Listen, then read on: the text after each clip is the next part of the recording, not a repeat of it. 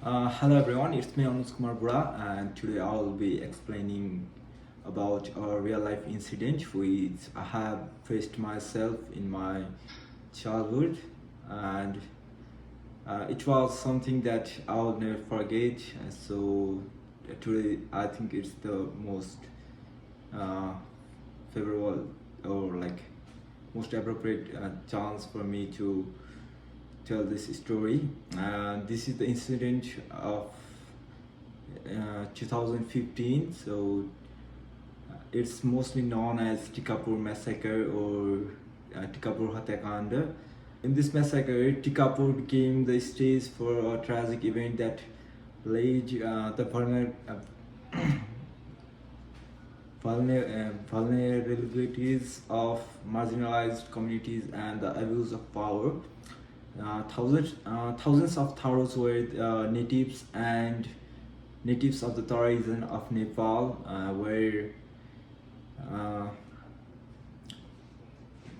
Thar region of Nepal, but afterwards, downtrodden community erupted in protest against a perceived injustice. Their angst was rooted in the fear that the division of the country failed to acknowledge the ethnic identity. This protest escalated into violence, culminating into the brutal killing of 8 police officers by Tharo protesters. Uh, Among those police officers, one was the commissioner of Nepal Police. So uh, it became a very hot it became a very hot topic for uh, everyone, not only in national level but for in international level also. Everybody goes so curated about this incident that it was like suited it was the order was passed, like suited site order was passed. We were not allowed to go outside in daytime, and especially not roam in groups. We should not like form groups. We were not allowed to go in public places in more than two peoples, and especially in like important places like in market area it was totally banned, and nobody was allowed except Nepal police and army. Nobody was allowed to uh, go get outside or do anything, so all the business were shut down. It was uh, it take around like 1 month to settle all these things. So yeah, it was a quite famous incident back then. And I remember that uh, this incident entered the Maoist political force, initially born out of guerrilla warfare, later transitioning into mainstream politics. Their promise of a new constitution recognizing states based on identity gained support from marginalized communities, influencing other ethnic elites to consider constitutionally mandated ethnic autonomy. The Maoist early alignment was the struggle of Tharos and other marginalized groups. Seemed like a progressive to step toward inclusive governance. But however, the Maoist early alignment was the struggle of Tharos and other marginalized groups. Seemed like a progressive to step toward inclusive governance. But however, the Maoists underwent a significant ideological shift over time. The mainstream faction now supports a non-ethic federal model, betraying their earlier commitment to ethnic autonomy. This shift exemplifies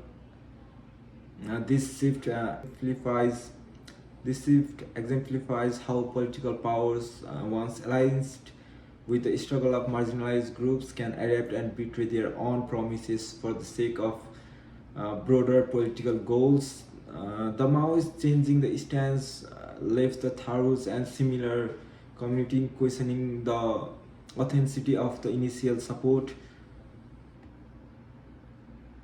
Uh, the incident in Tikapur also raises concerns about the inherent risk of identity politics. While it can serve as a powerful tool, the incident in Tikapur also raises concern about the identity risk of identity.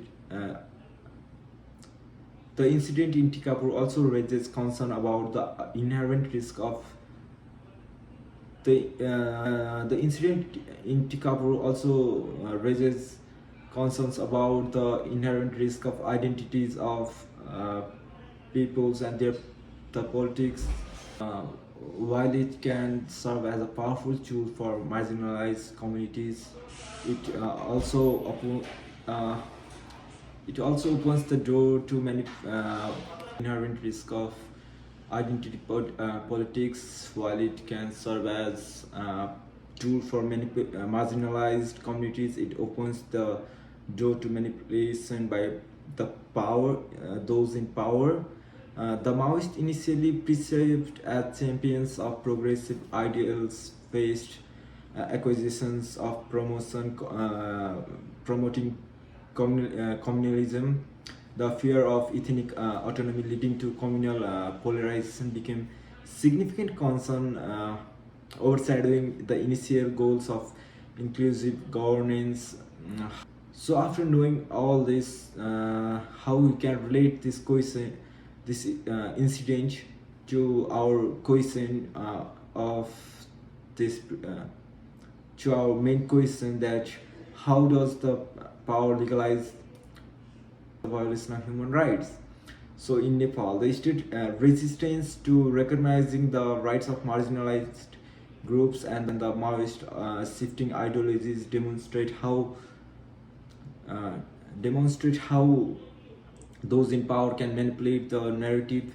The very groups that once fought for the right of the marginalized may change their stance, leaving the vulnerable even more exposed. Further, the incident in Tikapur resulted in a harsh crackdown on Tharu protesters.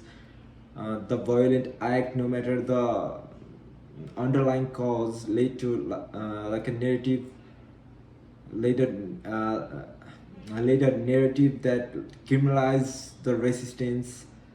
Uh, the criminalization becomes a convenient tool for those in power to suppress the dissent and maintain a strong control uh, over the weak, or over the lower class.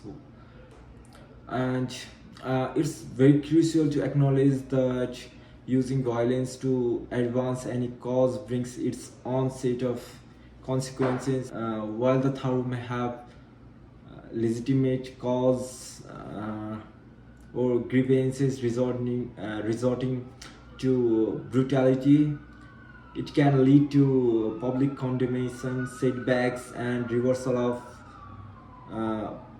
progress. Balancing the need of justice with peaceful means becomes essential for sustained social change.